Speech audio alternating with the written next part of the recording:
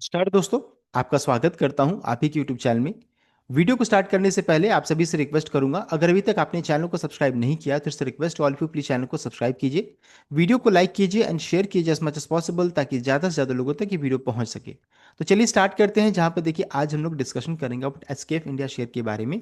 जहां पर देखिए डिमर्जर इवेंट होने वाला है, आज के दिन में ही हो रहा है एक्चुअली। तो उसको हम लोग अभी चेक करेंगे, पूरा डिमर्जर प्रोसेस को समझेंगे, डिमर्जर से रिलेटेड जो भी डाउट है उसको चेक करेंगे। साथ साथ ट्रेडिंग कब से नॉर्मल ट्रेडिंग स्टार्ट होगा, क्यों शेयर बिक नहीं पा रहा है, आपको कितना शेयर मिलेगा, आज के दिन में जो अच्छा खासा नुकसान दिख रहा है क्या वो नुकसान है या एडजस्टमेंट है, उसको चेक करेंगे। डिराइड वैल्यू कैसे निकालते हैं, आपको कितना शेयर मिलेगा, क्या आपको शेयर मिलेगा, ऐसे डाउट। साथ ही साथ एसकेएफ इंडस्ट्रियल शेयर कब आपके डीमैट अकाउंट में आएगा, कॉस्ट ऑफ एक्विजिशन क्या, कंपनी अनाउंसमेंट क्या, ऐसे जितने भी डाउट है सबको यहाँ पर क्लियर करने की कोशिश करेंगे। तो चलिए स्टार्ट करते हैं इस डिमर्जर इवेंट को। चलिए हम लोग डिटेल वे में चेक करेंगे अभी।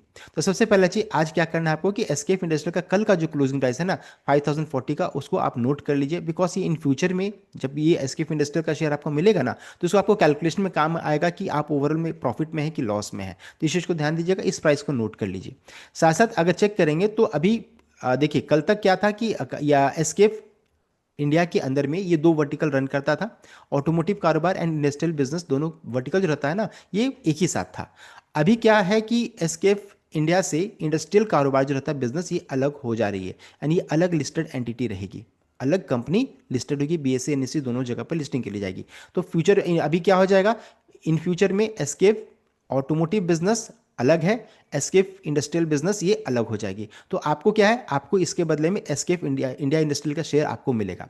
तो यहाँ पर ये है। साथ ही साथ एक चीज़ है कि अगर मान लीजिए आपने एसकेएफ इंडिया का शेयर को खरीदा है, मान लीजिए आपने 1 लाख रुपए का निवेश किया है, 1 लाख रुपए का आपने निवेश किया है, तो इस केस में क्या हो जा रहा है कि दो हिस्सों में इस तरीके से आपका जो पैसा रहता है ना, दो जगह पे बढ़ जाएगा, दो जगह पे इस तरीके से बढ़ रहा है, डिमर्ज हो रहा है, अलग हो रहा है। इस कारण से क्या हो जा रहा है ना कि आपको आज नुकसान भी देखने को मिल रहा है। नुकसान क्यों रहा है, बिकॉज दो हिस्सों में बढ़ रहा है। अभी क्या है कि आपके डीमैट अकाउंट में एसकेएफ इंडिया का तो शेयर है, तो इसलिए उसका इन्वेस्टमेंट अमाउंट आपके अकाउंट में दिख रहा है। ये शेयर अभी आपके अकाउंट में आया नहीं है, इसलिए आपको नुकसान हो रहा है। तो जो आज नुकसान है वो नुकसान एक्चुअली नहीं है, डिमर्जर के कारण आपको नुकसान देखने को मिल रहा है। अब आगे बढ़ते हैं। एक इंपॉर्टेंट चीज है कि कौन सी कंपनी दोनों में से, इंडस्ट्रियल और ऑटोमेटिव से कौन सी कंपनी से ज़्यादा रेवेन्यू जनरेट होता है। तो अगर चेक कीजिएगा तो देख सकते हैं 2024 का ये डेटा है, पुराना डेटा है लेकिन फिर भी कुछ तो निकल कर आएगा यहाँ से। तो इंडस्ट्रियल का चेक करेंगे तो 55,576 का सेल्स यहाँ पर देखने को मिल रहा है। ऑटोमोटिव में चेक कीजिएगा तो 23,392 का, यानी करंटली जो शेयर आप आज होल्ड कर रहे हैं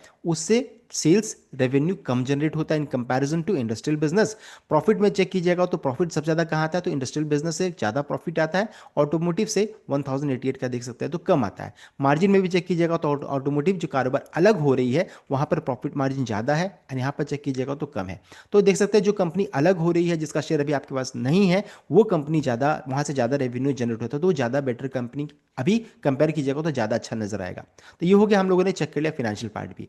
अब है कि कितना शेयर आपको मिलेगा। तो देखिए डिमर्जर का जो रेशियो कंपनी ने अनाउंस किया है वो है 1:1 का, यानी एक शेयर अगर आप एसकेएफ इंडिया का होल्ड करके रिकॉर्डेड तक रखेंगे तो आपको एक शेयर एसकेएफ इंडस्ट्रियल का मिलेगा, देख सकते हैं।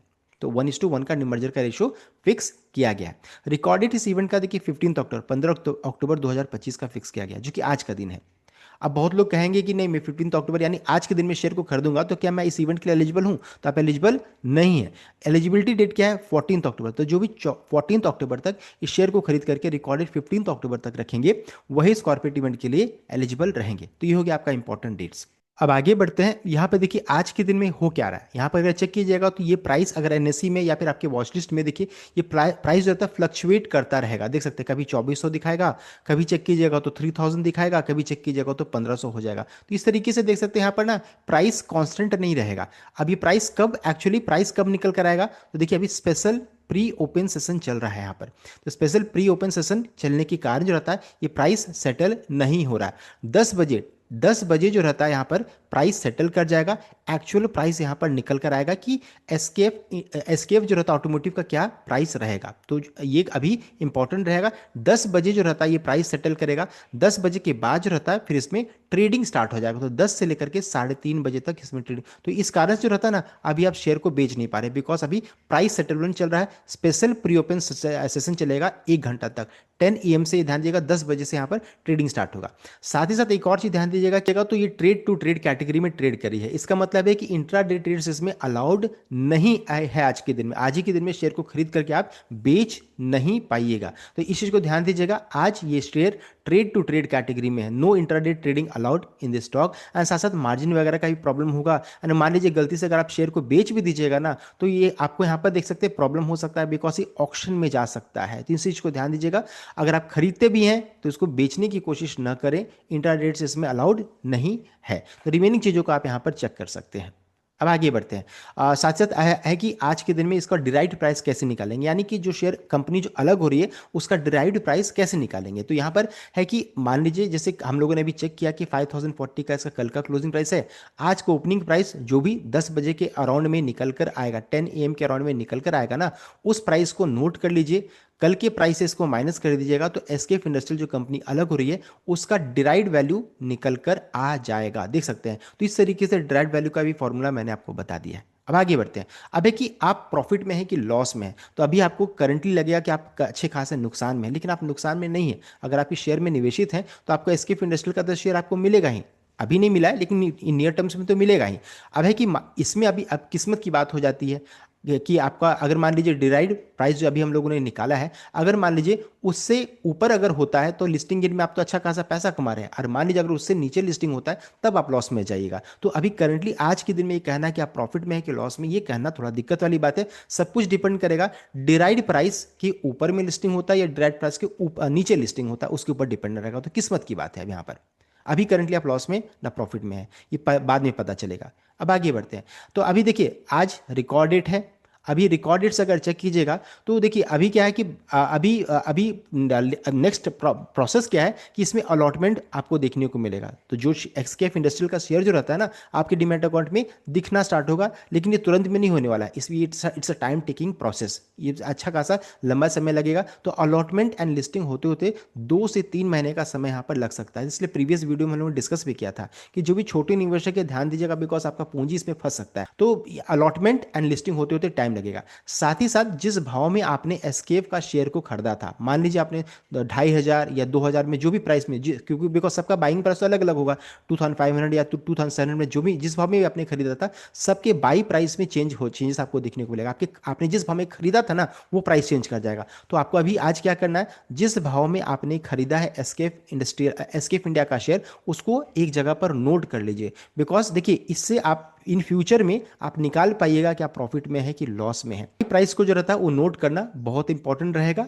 साथ ही साथ कंपनी जब कॉस्ट ऑफ एक्विजिशन का अनाउंसमेंट करेगी उस समय हम लोग देखिए इस बाई प्राइस को यूज करेंगे, साथ साथ डिराइव्ड वैल्यू को यूज करेंगे, एंड उससे हम लोग जज करेंगे कि ओवरऑल हम लोग प्रॉफिट में है कि लॉस में है। तो जिन चीज़ों को मैंने नोट करने बोला है आप नोट प्लीज कर लीजिएगा। कंपनी जैसे ही कॉस्ट ऑफ एक्विजिशन का अनाउंसमेंट करेगी मैं आपको अपडेट कर दूंगा, ये पूरा कैलकुलेशन मैं आपको बता दूंगा।